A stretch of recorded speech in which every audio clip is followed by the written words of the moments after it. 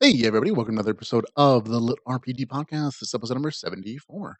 I'm Ramon Mejia here, bringing you the latest LitRPG news, reviews, and of course, author interviews. And this week I have 9 new LitRPG stories just for you and reviews. We're going to begin with new releases and reviews. The first one is going to be Delvers LLC, Adventures Capital. Then we're going to move on to Tundra Heart, Everdale Episode 2. And then Fragged 5, which is going to be the book in that series. Then on to Loading Screen. After that, it'll be Eretriah Online. I'm probably saying that incorrectly. And then Trahe Adventures, Book 1. And then Quest into Hidden Realms. And after that, it'll be Avarice Online, the Seven Realms series. And last but not least, Monster Hunters, a LitRPG adventure. But of course, we are going to begin the show, though, with LitRPG news.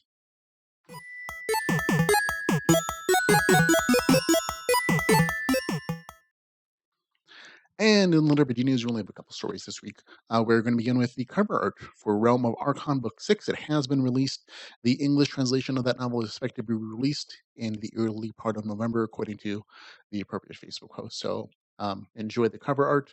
It's kind of a tease, I know. But we can't actually read it until next month. So that's unfortunate, but that is the way it is. There was only one other big story that came out this week in the LitRPG community. There were some accusations of plagiarism this week from a new LitRPG story coming out. Actually going to talk more about that next week when I actually review the novel, and I'll let you know if it is or not plagiarism, basically, and what I think of the story overall in general. And again, try to be as fair and unbiased as possible when I do this kind of stuff, because it does impact people's livelihoods. I understand that, so I'll talk about that more next week, though. So letting you know. Okay, stories that have come out this week, but haven't reviewed them or I don't plan to. These include Dante Doom's The Iron Dragon, which is the last book in that particular series. Dragons, Kings of the New World. Wasn't a big fan of the first one. Also, kind of put off by the made-up author Dante Doom from the publisher. So I'm just skipping. I know some people really enjoy it. So if you guys like it, good for you. That's why I'm letting you know that the third one is out. Also, out is Into the Black, a sci-fi LitRPG, book number 5, Jagloth, written by Stuart Gross. Also, not reviewing this one for different reasons. The content of these particular series is very dark. There is even rape, which I'm just not a personal fan of, so I just chosen to skip this particular series entirely. That's not to say it's not good writing. Stuart Gross seems like a very good guy. Met him at DragonCon, and he does do good LitRPG writing. His game mechanics are usually really, really solid. Just this particular series is way too dark for me, and I don't enjoy reading about rape. So there it is. Also out, Origin ARS by Scotty Fooch. Not reviewing this one either. Sorry, Scotty. Different reason though. I enjoy the series. I read books 1 through 5, but then I kind of missed book 6 for some reason, and I haven't caught back up yet. So I can't. It's one of those things in my brain that I can't read the newest book in the series unless I've read all the ones previous to it, and that's just how my weird brain works, unfortunately. So I can't review this one until I've caught up, and I don't know that I'm going to have time. 9 books this week, 9 more next week, and that's including skipping these guys here. So a lot of stuff to read. But again, the only complaint about Scotty stuff has ever been like, oh, he doesn't write fast enough. Like he needs to get more stuff out. So that's always a positive. Okay, also out the final chapter of LitRPG Epic, World of Samar Book 4. Not reviewing this one either, so that's 4 in a row. And that's for the same reason as the last one. Book 3 just came out a couple weeks ago, so I can't read this one. I haven't read book 3. I can't read book 4. My brain won't let me. So sorry, guys. I hope people enjoy it. I enjoyed books 1 and 2 in the series. Okay, now for some other novels that I'm planning to read next week. This is going to be including The Accidental Warrior by C.J. Davis and Jamie Davis. And also Harmon Cooper's Fantasy Online, Polynea, which is the second book in that series. Also, the Dungeon Core 1, The Wizard, Dark Dark World London, written by Galen Wolfe. A Cthulhu RPG. That's always an interesting combination. I've yet to see it pulled off successfully, like 100% successfully. So I'm curious to see how that one goes in particular.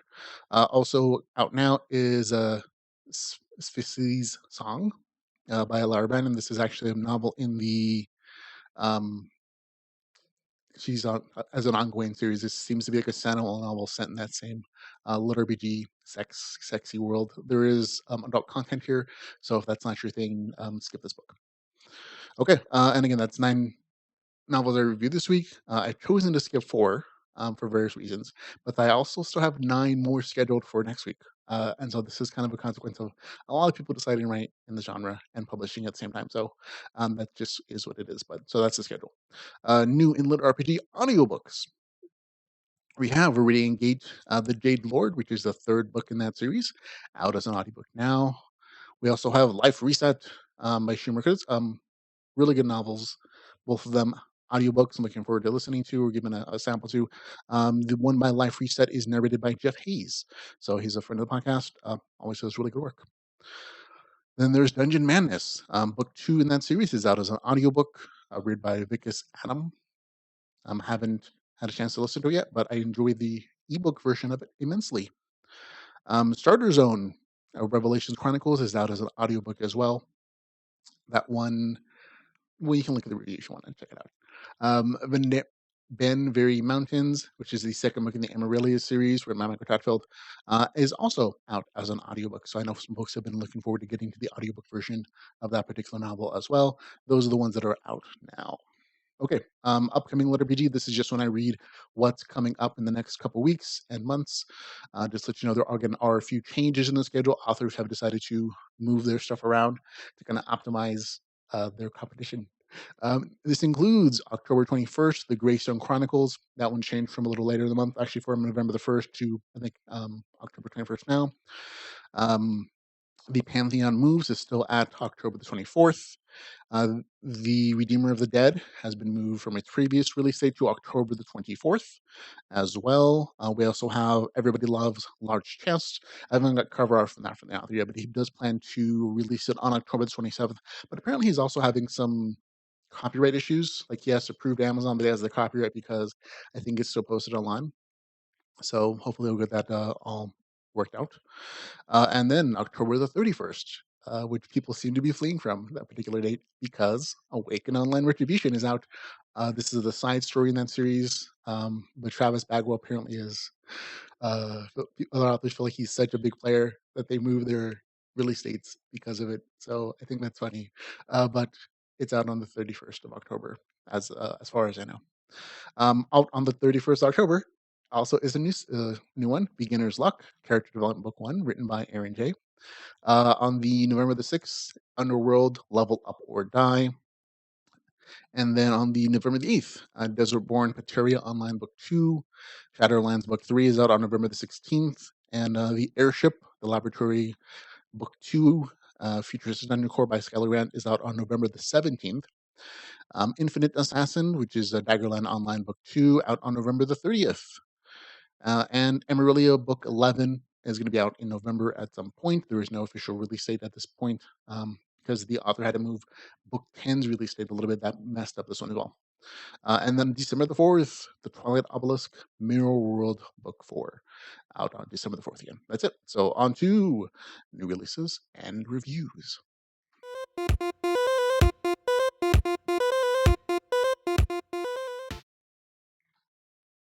And in new releases and reviews, we are going to begin with Delver's LLC Adventures Capital. Actually, we'll go with that picture instead. Okay, written by Blaze Corvin. This is the 3rd book in this series. It is 408 pages, $5.98. It is available on Kindle Unlimited. That's right. It's actually available on Kindle Unlimited. The author was kind enough to put the story back on KU. So everybody who has that can go there. Even if you didn't have Kindle Unlimited, the price per page count is fairly reasonable. You're paying a little bit more than a penny a page. So it's quite nice. I'll read you the author's description of the story. By working together, Henry Sato and Jason Booth have managed to survive their unwanted trip to Ludus, an experiment planet. However, Delver's LLC has made some serious enemies. If monsters, bandits, mages, criminals, bounty hunters, and even dark cults can be called some enemies. After their last battle, the two have been separated and must adapt or die. Henry, in particular, faces a trial by fire, perhaps literally, that may be impossible for him to overcome. The two American men will face their greatest challenges yet while working as conscripted Berber intelligence agents. But even while outnumbered and most likely outgunned, the former veteran EMT and resilient IT programmer will be armed with modern Earth know how. Unknown horrors are descending on Ludus, but Delver's LLC won't go down without a fight. So that is the author's description of his story. Okay, again, this is the third book in Delver's LLC, and I'm happy to report it's a great action-packed story. The first 30% of this novel is more of a straightforward story than the last couple. It features two characters, um, who were thought dead in the last book, and this section of the novel allows for some really good character development for these characters, including especially for one character, Tony, whom I kind of thought was a throwaway guy. I assume just because of the lack of attention that was given in the last couple books, that he was going to die at some point, and people were just going to be sad. But um, I'm totally incorrect. Obviously, he becomes a very important character in this particular story, and the author takes a great deal of time to flesh him out, make him interesting. Improve his character arc immensely, so I'm happy to see that that character got some attention. All your favorite characters in the novel level up, the new powers and abilities, some of which leads to some really cool stuff like metal and bloodbending, which are clearly inspired by Avatar: The Last Airbender, but it's really cool to see in this universe as well. It makes sense in the story, don't worry. There's also some great crafting, which I'm a personal fan of. And there's even this introduction of a cute animal companion that's undoubtedly destined to become a plushie toy on the author's site. I mean, genuinely, if Blaze Corvin made a plushie toy of this animal, I would absolutely buy it. I would put it in the background of the show just because it's super cute. I mean, who cannot love a floating puppy badger of doom? I mean, so there you go. Overall, the story is actually a narrative mostly of two different storylines that merge near the end of the novel, but both storylines are great and take the story into some very interesting directions. Great action, great character development, a great story. It gets a score of 8 out of 10 for me. So I enjoyed it.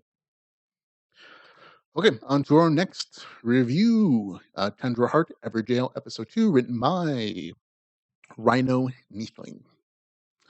Okay, this one is a short story, folks. 71 pages, $2.99. It is available on Kindle Unlimited. Um, I'll read you the author's description. Annabelle has been taken. Those words will change the choice of one timid young woman will wake for the rest of her virtual eternity. Thrown into a virtual world, Maya is saved/exiled from her world and perverted boss. Mastering her magic becomes a race against time to save the granddaughter of her mentor. Okay, again, this is a short story. It's really good, actually. I should say it's enjoyable. It's totally not worth 2.99 though.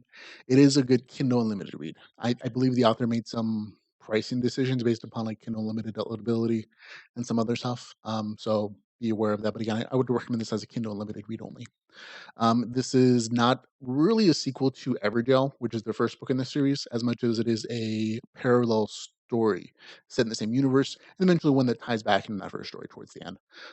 Maya works as an assistant in a government assigned workplace. When her boss tries to sexually assault her and she defends herself rather than risk the scandal involved, the government tosses her into a virtual prison. And there she gets the power she never had in real life, and it can help save a kidnapped girl. The novel is short, but the main character is relatable. She's very you care about her, even though she's kind of a little airheady. She's still a character that, because of the journey she takes in real life, you're like you empathize with her at least. And she has some nice magical powers eventually, and that's kind of cool. Um, it also ties to the main storyline, which is nice. So I assume book three is going to be them going on some kind of adventure together. So I had a good time reading it. Get the score of 7 out of 10. So there you go. Okay, on to Fragged 5, written by Zacharias Dracolius. Written, it's another short story, 53 pages, 99 cents, available on Kindle Unlimited. I'll read you the author's description. In this, the mid-season finale of Fragged, Zoe's spiders grow in size. The Matois are closing in, and more than a few personal issues get in the way of the clan performing to their best of their abilities. Allies have been shot, new friendships have been made, and a feeling of genuine happiness has settled on Zoe, who just barely escaped the events of Fragged 4. However, even in her moment of joy, Zoe knows that there's always going to be something that ruins her emotional high. Things seem to be business as usual at home base, though. Miles and Paul even seem to be getting along on their own. Wary way. I'm not sure what that means. But after suspicious crate drops draws Zoe away from bigger, more worrying pictures start to take form. Prepare for assassins, drama, and as always, good old-fashioned violence as heads butt. Old feelings are brought up, and Zoe's fighters struggle to put out the fires of chaos and disarray that are spreading across the Ren. That introduction is longer than my review, honestly. There's this series seems to have kind of run out of steam, and even the author says like, "Oh, this is a mid-season finale," and I'm like, it kind of feels that way. It feels like the storyline's kind of petering out. The main character grabs a golden crate. The other players she's met up in the earlier parts of the series all join her group, and there's some crafting, and the storyline just seems to have stalled. It's not bad or anything. It just doesn't seem to be going anywhere. Even the teased retribution from the Metois isn't something that actually pans out in this particular story. And so for me, it just wasn't. It brought back the LitRPG elements, which I'm happy to see. But it just wasn't particularly entertaining to me. It's kind of meh. So it gets a score of 5 out of 10. There you go. Okay, on to our next review. It is Loading Screen by Adam Rhodes. Okay, this one, another short story, folks. It is 10 pages, 99 cents, available on Kindle Unlimited. That's right, it's 10 whole pages for $1. So it's slightly overpriced. This is the author's description. A player starts a new life and has to choose their starting characteristics. The short story explores the idea that people choose where and how they were born. There we go. Okay. It really is just the character creation section of a game. That's all it claims to be. That's all it is. So you can't fault the author from not telling you what this is going to be. Per page count, this is totally overpriced even at 99 cents, which is kind of the lowest you can go. As a Kindle Unlimited read, I think it's worth your time. I mean, I enjoyed it. It has some very interesting ideas about essentially what if our world was a VR game where you weren't quite aware of it? Like, how would that character creation process go? And that's kind of the core idea behind what the story is.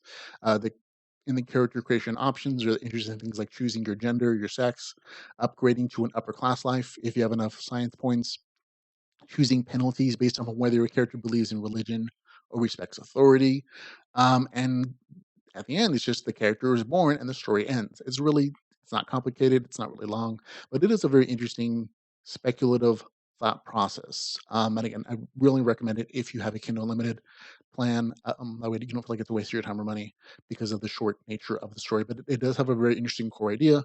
I, the the shortness of it kind of drew me down a little bit, but overall, I enjoyed it relatively to its page count. I get the score of 6 out of 10. So there you go. Okay, on to our next one. Eretriah Online, a LitRPG book written by Angel Nurses. Okay, this one is 344 pages, $3.96. It is available on Kindle Unlimited. Okay, I'll read you the author's description. Anya has never played a video game before, and now, on her first day in Eretriah Online, she is losing a fight against some slimes. Thalzos, a dwarf and experienced player, helps her. In the year 2057, many countries have gone bankrupt. Powerful multinational corporations control governments from their megalopolises, and in the remaining territories, living conditions are hard and almost unbearable. When Black Sith releases the first VR MMORPG, Eretriah Online, many citizens think that it can be their opportunity to thrive. Thazios, the leader of a gang, has some suspicions about the new technology and resolves to play. Anya is the hope of their family because she is one of the few fortunate girls that can attend high school. Her parents decide that she has to play the game, while Thalzos saves her. What he cannot imagine is the red-haired girl who owns the so-called useless magic has the potential to become one of the most overpowered sorceresses in Eretriah. So there you go. That's the author's description. Now, I have to address the glaring issues of the story. From the very first sentences of the story, you can tell there's some serious technical issues with the writing. The story seems to have been written by an author who normally writes fantasy and sci-fi in Spanish, and that absolutely shows here on every single sentence in every single paragraph. Um, so I would recommend that you either download a sample of the novel, and if you can't get past the first paragraphs, I mean, literally read the first paragraphs. You'll know very quickly if this is something you can ignore, like all those errors, or you can't. If you can, don't read the novel. It's just going to bug the heck out of you, and you're not going to enjoy the story. I'll read you a small sample from the story just to give you an idea. "Where is Sam?" asked the girl. She was in a white room, more luxury than her house or any place she has ever, sorry, um, place she has been ever inside, including the high school. So that is literally what some of the sentences are in the story. The grammar mistakes and everything. So just be aware of that. I think I was on 5. Yeah, there you go. And again, because of the language issues, the dialogue very often feels stilted. I was actually listening to it on a text to speech program, and that actually made it slightly more enjoyable because the text to speech program already has stilted like language issues because just of the technology. And so that combined with these like small, I mean, these errors everywhere, um, kind of made it not as noticeable. So if you use those kind of technology and programs, you still might actually enjoy this novel. If you can get beyond those language and technical issues, there's actually a rather good story here. It's set in a poor country where the main character on uses a 2-month game pass her family saved up for to try to gain us levels and hopefully find some good loot to sell for some real world money and bring her family out of poverty a little bit. The game mechanics of the story are really solid. They're detailed. There are quest notifications, there are character sheets, item descriptions, lots of like RPG stuff throughout the entire like game portions of of the story that anyone who's ever played an RPG or MMO should be familiar with. So there's lots of RPG stuff in there. The only original game mechanic in the story is the magic system, and it's based on colored mana. There are 11 colors of magic in the story, each corresponding to a different kind of magic. Like red is fire, I think green is like growing or whatever, white is healing. The main character chooses a rare color, violet, and only after choosing it is told that violet is for curse or bad luck magic. And the forums all say, of course, that violet is like the worst magic to ever choose. And if you happen to get stuck with it, you should reroll your character, which isn't an option for her because she's poor. And of course, this becomes her big boon because it turns out not to be so sucky. Um, it's also apparently supposed to in the game. I'm not sure that this is actually follow through, but it's also supposed to be a reflection of who the character is in their soul.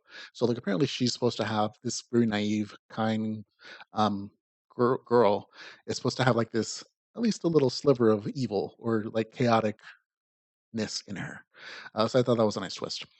She's helped out by again a nice guy named Logan Bezos in the game, who turns out to be a gang leader. And he's already absorbed several other gang and now controls like a fifth of the city. He has the food and medicine that are things in short supply. And what the author actually, and this is one of those things that I think is really well done by somebody with a different cultural perspective. The author does a really good job of subtly describing the quiet desperation of poverty and without reducing the characters to like stereotypes or beggars. It just is. This is a part of their lives. This is their city. This is their, the things they have to do in their lives. And it's not so much a woe is me section or story as it is this is just the culturally relevant issues in these characters' life, and this is how they survive. The girl is fortunate; she's smart, she's intelligent, she's pretty, so she's the one who goes to school, and she's the hope of her family. And in this case, the hope is that she does well in this game, and she can make enough money to help the whole family out. And from the perspective of the male lead, he chose the gang life, and he's intelligent and he's smart, and he's trying to turn the gangs into almost a way for the larger community to survive and have the supplies they need because he's offering good, wholesome food and medicine, the things that the community in general does not have access to. And so he's actually supplying he's filling a vital role in the community that the larger government is just isn't. And so the out of game story is quite interesting and fascinating. It's just the entire thing is just drawn down by the technical issues in the writing. The game stuff itself is not particularly amazing. It's not mad or anything. It's just the magic system really is kind of the only original thing. Like much later on in the story, they go on. It's basically just a bunch of quests, level up. The girl discovering how to do the game and become better at it with the help of the guy, and them going on adventures later on. But it's also just that different perspective of life that I think adds a nice layer of interest and flavor in the story. But again, just bogged down by all these technical writing issues. And I've heard that the author plans to do a second draft of the story where hopefully most of this is taken care of. But as of the version that I'm reading currently, they're there, and there's such a huge thing that I have to take off at least one point because it is a seriously going to affect a lot of people who read the story. Like if you look at the Amazon ratings on this thing, they're really bad because most people just bad writing, bad technical issues. That's it for them. But for me, I actually enjoyed it. I'm gonna give it a score of 6 out of 10, basically taking off 1 point for just like these huge, like really not ignorable technical issues for most people. So there we go, 6 out of 10 from me. Okay, on to our next one, next review. Trahe Adventures, written by M.L. Lewis. So there you go. Okay, this one is 378 pages, $4.99. It is available on Kindle Unlimited. The author's description. Come along as Mark and Joey's LitRPG adventure inserts them into a computer gaming world with dangers, secrets, loves, and terrible enemies. Friends are lost and must be found if they are ever to escape, and like any good computer game, the heroes of the story must grow strong to accomplish their goals. That's one sentence. Can Mark and Joey survive? Can they thrive? Can they find their friends? Come along and find out. So there we go. It seems like a very friendly introduction to this series, to the novel, I should say. Um, the first 22% of this novel is a complete and utter waste of time. I kid you not. I don't say that lightly. It has almost nothing to do with the rest of the story. Like I'm not joking. It's a fantasy scene where there's some spiteful lady uses a magic ritual in our world to summon a monstrous warrior to kill her political enemies. And he goes on a rampage. He eventually rips the lady's head off, who summoned him, and he wears her head on his belt. And a group of friends have him in a museum that he's attacking. And instead of running away after the warrior brutally murders the police that attack him, they decide to join in on the fight with some medieval weapons that they have him hiding behind. And when a rare staff breaks, the friends are sucked into a portal. And that's about as much as you need to know for the entire like first quarter of this novel.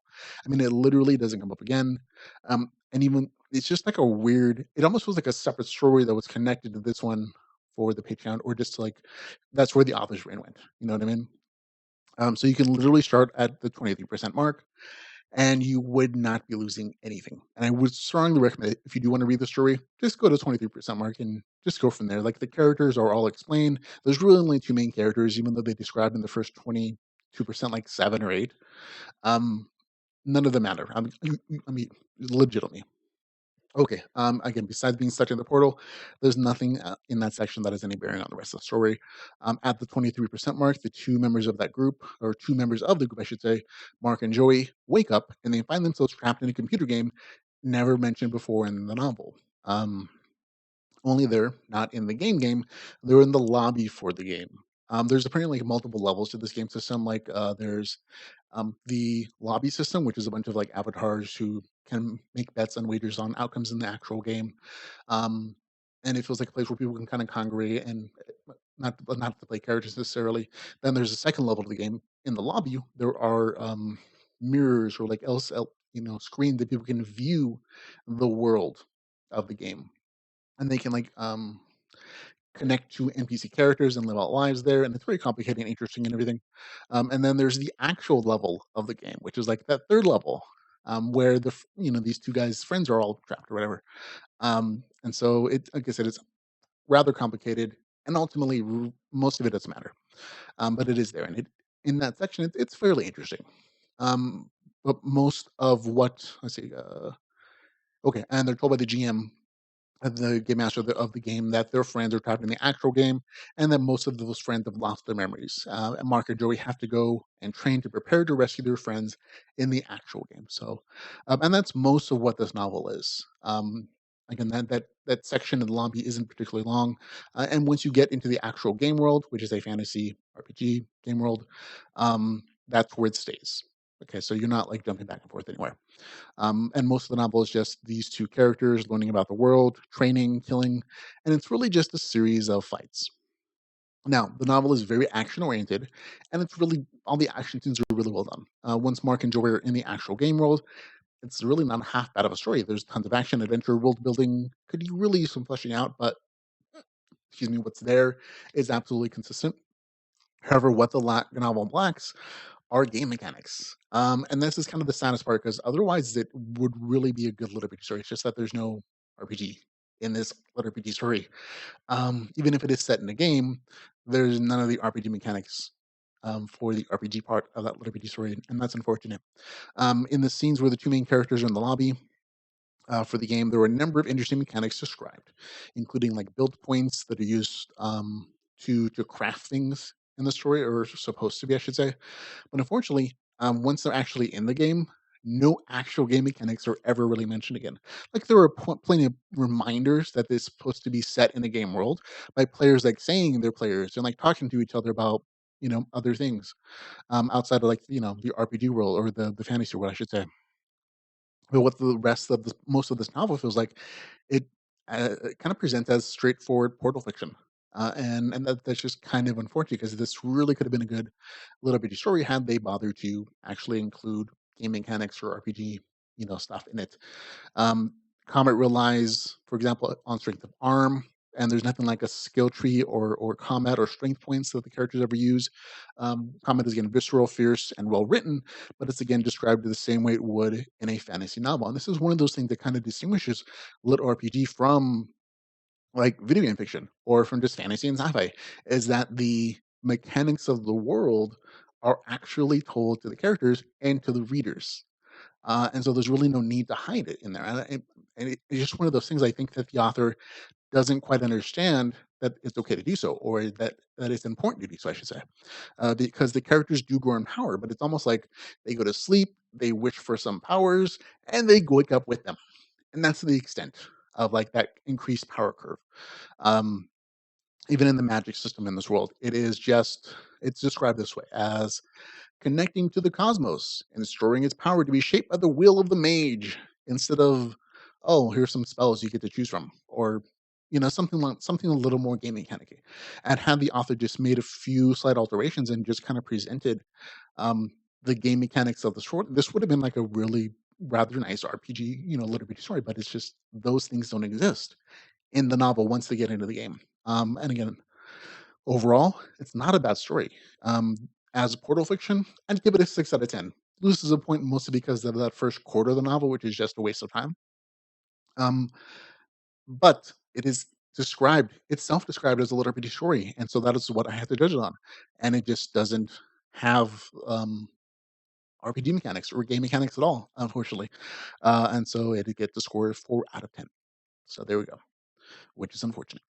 Okay, on to the next novel. It is going to be Quest into Hidden Realms, Hidden Realms Lit RPG Series, Book 1.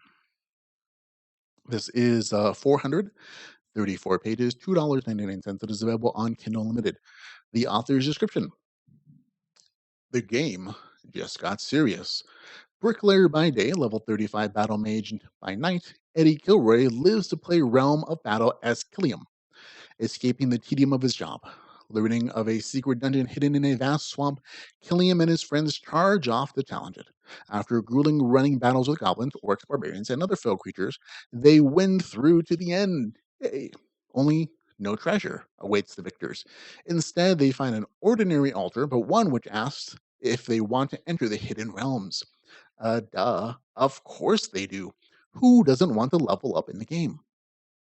Big mistake. They can see no way back, no way to log out. Now trapped in the game, they face higher and more dreadful consequences, and all with no certainty that they might ever return.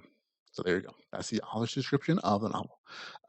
For the page count, seriously, good pricing. Again, 434 pages, $2.99. Also in Kindle Limited, so all good stuff.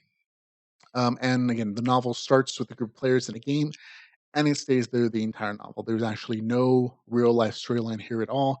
Everything's in game. So that's, I mean, it's not necessary or anything, but it's always nice that the author kind of focuses on one thing at a time.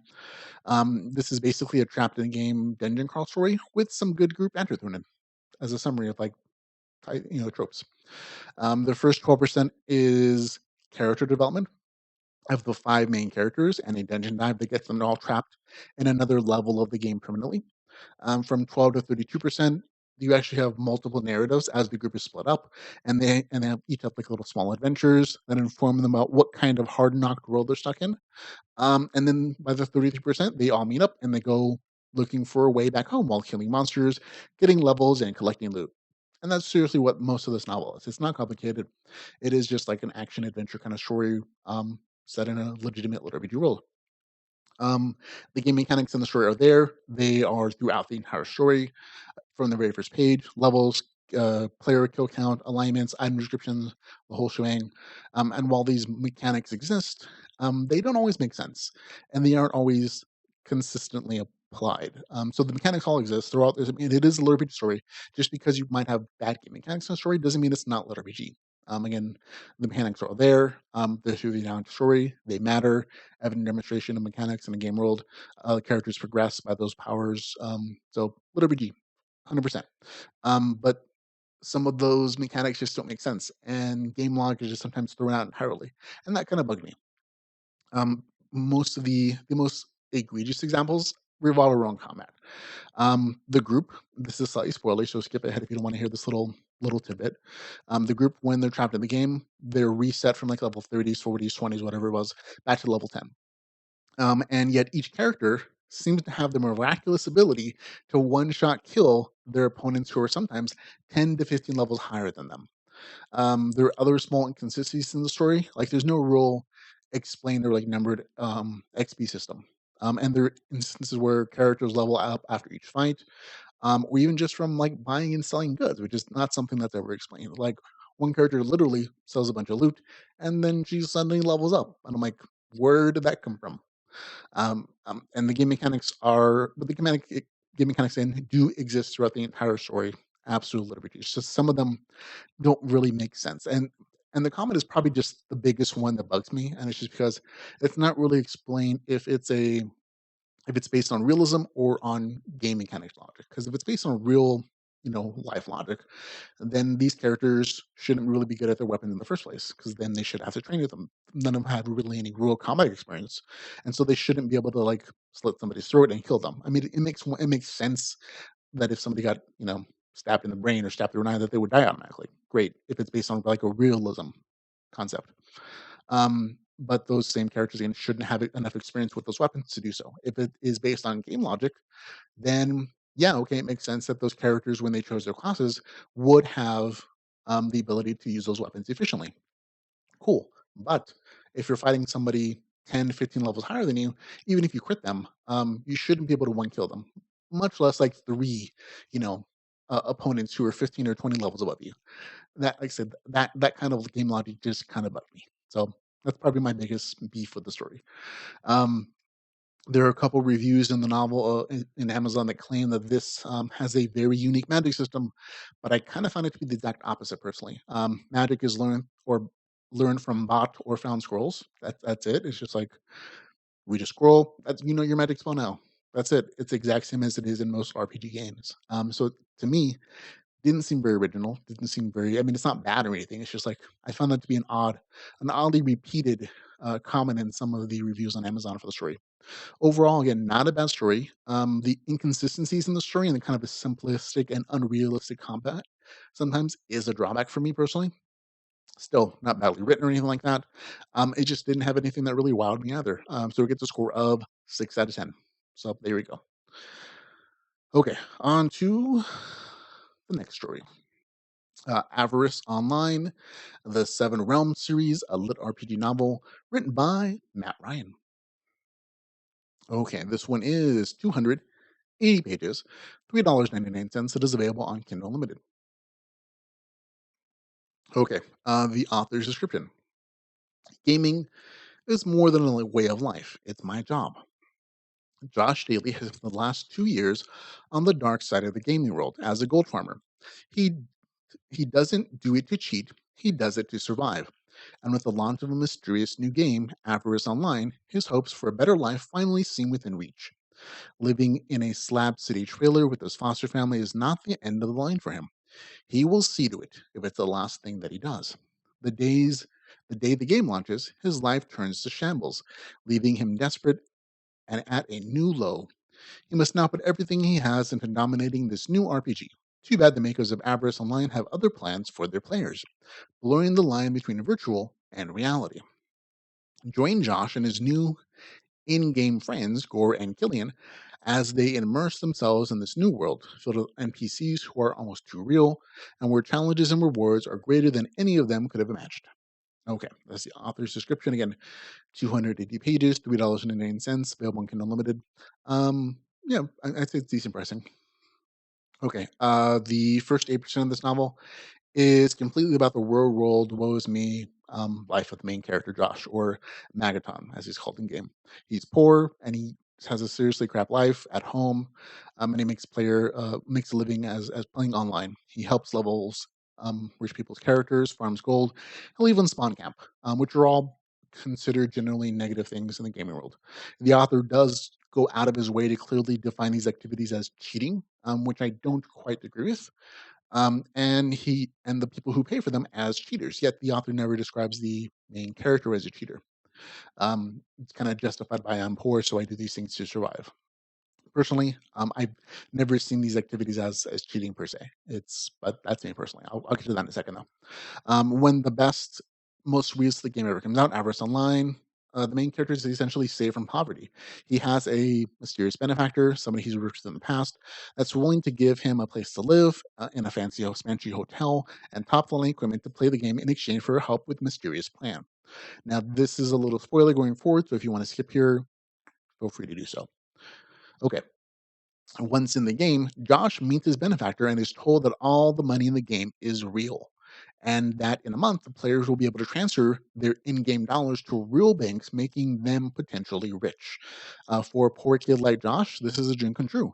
The benefactor also tells the main character that he wants to rob the place where there are millions of dollars held in the game, but he needs specific monster parts to turn into keys to get access to that vault. He warns the main character that there are other people in the game and artificial intelligence is in the game looking for characters who are cheaters, and they're going to do everything they can to stop them in game and out. Yet the main character agrees to help him. And so that's kind of the story. From then on, it's basically him running through a bunch of obstacles, including other people you've met in previous parts of the story, as he tries to get these different parts to fulfill this request so this thing can happen. Once in so there we go. Okay. The game mechanics and story rather, they're solid. They're there the entire time. They're consistent throughout the entire story. There was even a kind of a cool reputation system that I thought was neat as an addition to reflecting how real this world is supposed to be in a respect. When you do bad things, people think bad of you and you get evil points, I think it's called. The main character's backstory again is very thorough, and I understood who he was and where he's coming from. I did empathize with him. However, the rest of the story is kind of a mess. Um, the real world woes me section, it kind of goes on a little too long for me, and it gets a little repetitive. I mean, it's a full like almost a tenth of the novel, and to me, probably could have been shortened down a little bit. Second, the game world itself is ambiguously described as best. Like, there's not a lot of description of the world, and I think part of that's intentional by the author. I think there was an intent to kind of make this world as mysterious as possible. But in doing so, he made it difficult for the readers to form a picture of the world in their minds as they read. Um, and the world, I should say, worlds itself aren't entirely coherent. The first world, which is where he starts at, is it's supposed to be, I think, fantasy, but with also with aspects of realism or real world stuff. For example, farmers have wooden spears, the town guards have swords, so that's definitely a fantasy aspect. But at the same time, players can buy flashlights and hoodies in the local store, and so there's like, and I mean, and I get the reflection of like, oh, this is a level of like upper class, and so they should have some slight benefits. But for me, it was like, pick a theme and go with it. And that wasn't there, unfortunately. And the fact that the world itself is just not described well enough that it feels like I can visualize it didn't help either. Third, the premise of the story just doesn't kind of make sense to me, and that kind of ruined everything that comes after it. A game company has literally sunk millions of real world dollars into their game economy, and just kind of let it sit there for a whole month. That doesn't make sense. I mean, they're not putting it into game development.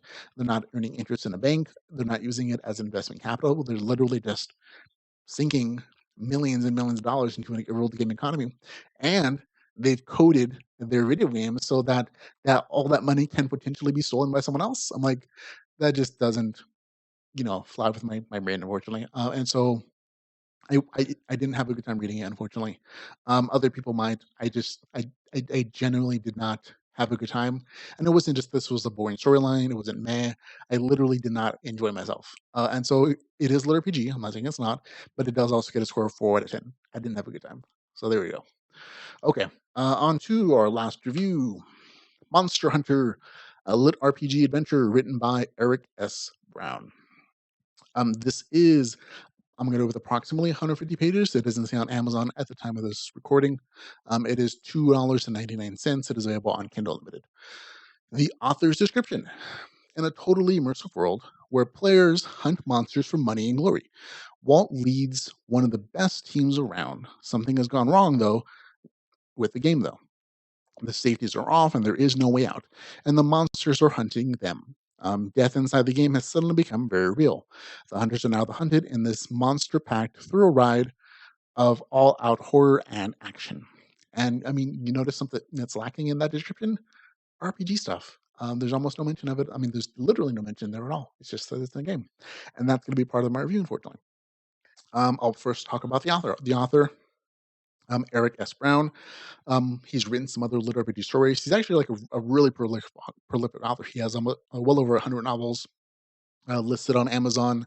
Most of them are like Monster Hunter stories or action oriented things. The ones that he's written as lit RPG apparently are the ones called Mecha and Last Days of Mithril. They both were advertised as lit RPG when I reviewed them originally, but they both also lacked game mechanics, or like coherent ones, I should say, for Mithril. And that's kind of the issue here as well. Um, the author attempts to kind of front load some game stuff. The very first few pages of the novel are just character sheets for all the characters. Like, it tells you like their classes, their abilities, things like that. And that's probably the most RPG mechanics you ever get in the entire novel. It's just those first few pages. I felt like the author was like, "Here's some RPG stuff. Leave me alone for the rest of the story." I mean, that's what it felt like to me when I was reading this thing. There are some other mentions, like in the actual story, of like things like experience points or cash points, which are supposed to be used, but those mechanics are never ever seen again after they're actually mentioned. And it's just story choices. This is an author who, on a number of occasions, has written other things, and he's kind of made the same story choices again and again, emphasizing um, action and adventure, and kind of ignoring RPG mechanics or game mechanics entirely in the story. Just he kind of uses the title RPG to describe, oh, this story's set in a game, so it's RPG, lit RPG, right? And it's just not the case. Um, let's see. In the story, there are a couple places where the characters are said to have leveled up and upgrade their classes, but as far as we the readers get, we're literally just told they upgrade, and that's it. So I'm like, that's as far as you get with levels up in this particular story. The action in the story, top notch. The author has a way with action scenes. They're all very um, actiony and gory and hoary. Eventually, towards the end of the story, and this is almost a continuous stream of fights. Sometimes even when it doesn't make sense in the story to be so. The overall world of the story kind of reminds me of XCOM in that you go on an adventure, you go back to your hub, and you choose a new one to go to. You might change your load out of your weapons, level up, whatever the case is, and then you go back on your adventure, and it teleports you to a different place, and you have different objectives, I should say, and that's kind of what this world is, except that all the RPG mechanics or game mechanics disappear. Like literally, as soon as the fighting starts, you would never be able to tell that this was even sent a game. It would just show like a regular Monster Hunter story or like some action and sci-fi adventure. But again, that stuff that's written is nicely done, and it kind of shows if you look at the author's back catalog, most of it is action, adventure, horror stuff. And so those are the strengths that the author has. And it shows here that stuff, if you like that stuff, this is a novel that you're going to enjoy. It's just that stuff is not what I'm looking for in a LitRPG story. In a LitRPG novel, I'm looking for RPG stuff, game mechanics, a feeling of how the game world works, I should say. And I'm personally just not a big fan of horror in general. And like I said, that's a personal thing, but it does kind of play into whether or not I enjoy the story or not. There's really nothing resembling game mechanics once the fights start in the game. It's all very sci-fi actiony.